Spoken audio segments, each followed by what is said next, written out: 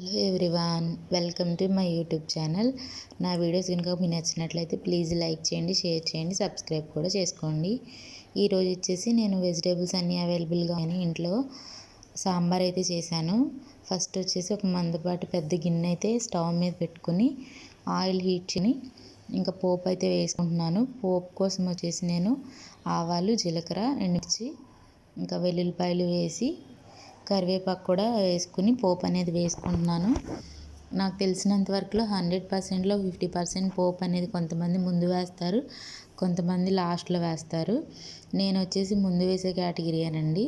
అమ్మ వాళ్ళు అలానే చేసేవాళ్ళు చిన్నప్పటి నుంచి. నాకు కూడా ఇంకా అలాగనే అలవాటు అయిపోయింది.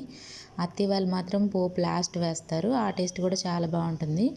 ఇంకా కరివేపాకు కూడా వేసుకుని పోపునైతే ఫ్రై చేసుకోవాలి. ఈ పోపు ఎంత బాగా ఫ్రై అయితే ఆయిల్కి అంత అరోమా వస్తుంది అనమాట. వెల్లుల్లిపాయ కానీ, ఎండుమిర్చి కానీ, జీలకర్ర టేస్ట్ అనేది. నెక్స్ట్ వచ్చేసి నేను ఇంకా వెజిటేబుల్స్ నా దగ్గర ఉన్నవన్నీ పీల్ చేసుకుని నీట్గా వాష్ చేసి చిన్న చిన్న పీసెస్గా కట్ చేసుకుని పక్కన పెట్టుకున్నాను. ఆలు, సొరకాయ, ములక్కాయ, బెండకాయలు, ఉల్లిపాయ, పచ్చిమిరపకాయలు, బంగాళాదుంపలు, ఇంకా టమాటాలు ఇవన్నీ నీట్గా పీసెస్గా కట్ చేసుకున్నాను అనమాట. ఇంకా మెయిన్ ఇంగ్రీడియంట్ వచ్చేసి చింతపండు కూడా కదా, నేను వాష్ చేసి నానబెట్టుకుని పక్కకు పెట్టుకున్నాను. పప్పు కూడా పొద్దునే ఉడకబెట్టేసి ఇంకా పప్పు గుత్తితో దాన్ని మ్యాష్ చేసేసి వాటర్ కలుపుకొని పక్కకు పెట్టుకున్నాను అనమాట. నెక్స్ట్ వచ్చేసి ఇంకా వెజిటేబుల్స్ అన్నీ కూడా పోపులో యాడ్ చేసుకుని ఫ్రై చేసుకుంటున్నాను. దానిలో వచ్చేసి అయితే పసుపు వేసుకోవాలి. పసుపు, ఉప్పు వేసుకుని వెజిటేబుల్స్ అన్నీ కూడా నీట్గా వాడ్చుకోవాలన్నమాట.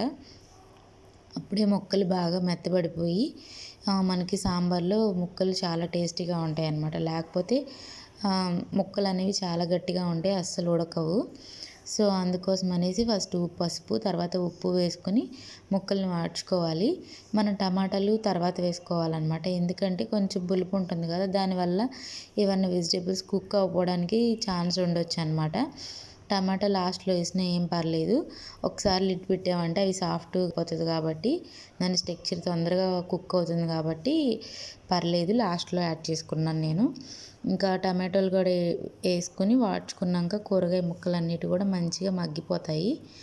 ఇంకా ఆ మగ్గేలోపు మనం చింతపండుని బాగా పులుసులాగా చేసుకొని ఏం డస్ట్ రాకుండా ఆ పప్పులో అయితే నేను కలిపేసుకున్నాను అనమాట. పప్పు నేను ఉడకబెట్టేటప్పుడు ఉప్పు కానీ పసుపు కానీ ఏం యాడ్ చేయలేదు. ఉత్త కందిపప్పుని నేను ఉడకబెట్టేశాను అనమాట. దానిలో ఇంకా చింతపండు పులుసు, ఇంకా నార్మల్ వాటర్ యాడ్ చేసి ఇలా పప్పు పులుసు అయితే చేసుకుని పక్కన పెట్టుకున్నాను. ఇంకా ఈ పులుసుని మనం వాడ్చుకున్న కూరగాయల ముక్కల్లో కారం వేసి వాడ్చాక వేసేసుకోవడమే. ఇంకా కూరగాయల ముక్కలు చూస్తుంటేనే తెలుస్తుందిగా ఆల్మోస్ట్ మెత్తగా అయిపోయాయి. ఇంకా లాస్ట్లో మనం అయితే కారం కూడా యాడ్ చేసుకొని, పచ్చిమిర్చి కూడా వేస్తాం కానీ కారం కూడా వేస్తే టేస్ట్ చాలా బాగుంటుందన్నమాట. సో అందుకోసం అనేసి కారం కూడా యాడ్ చేసుకుని మగ్గబెట్టేసుకోవాలన్నమాట.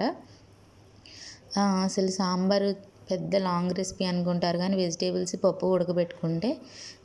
కట్ చేసుకుని పప్పు ఉడకబెట్టుకుంటే సింపుల్ రెసిపీ అనమాట. నేను ఆ పప్పు పులుసు అంతా యాడ్ చేసేసాక వెజిటేబుల్స్లో సాంబార్ పొడి కూడా వేసేసాను. ఫైనల్గా సాంబార్ ఆల్మోస్ట్ రెడీ అయిపోయిందనమాట. వేడివేడిగా ఆ రోజు 3 days నుంచి వర్షం పడుతుంది. ఆ రోజు ఇంకా లంచ్ కోసం వేడిగా సాంబార్ చేస్తే వెదర్కి చాలా బాగుంది. కూల్ వెదర్కి వేడివేడి సాంబార్ టేస్ట్ కూడా చాలా బాగా వచ్చిందనమాట. మా పాపకైతే బాగా నచ్చింది. ఆ రోజు బాగా తిందనమాట. వెజిటేబుల్స్ కూడా పిల్లలకి అలవాటు చేయడం చాలా మంచిది కదా. మా బాబు అయితే అస్సలు తినడు, మా పాప కొంచెం అలవాటు చేసుకుంటుంది. ఇంకా సాంబార్ అయితే ఫైనల్ లుక్ ఇలా ఉంది. చాలా చూడడానికి కాదు, తినడానికి కూడా టేస్ట్ అయితే చాలా బాగా వచ్చిందనమాట. ఇంకా పిల్లలు పప్పుతోనే కాకుండా ఇలా అప్పుడప్పుడు పప్పుచారు, సాంబార్లు అలా చేస్తే ఆ వెజిటేబుల్స్కి అలవాటు పడడానికి ఈజీ అవుతుందని నేను ఎప్పుడు చేస్తూనే ఉంటాను సాంబారు. రేర్గా ఏం కాదు, 2 weeksకి ఒకసారి అలా సాంబార్ చేస్తాను. ఇంకా నా రెసిపీ అయితే అయిపోయిందండి. This is my vlog. మీకు కనుక నా రెసిపీ నచ్చినట్లయితే ప్లీజ్ లైక్ చేయండి, షేర్ చేయండి. Bye guys.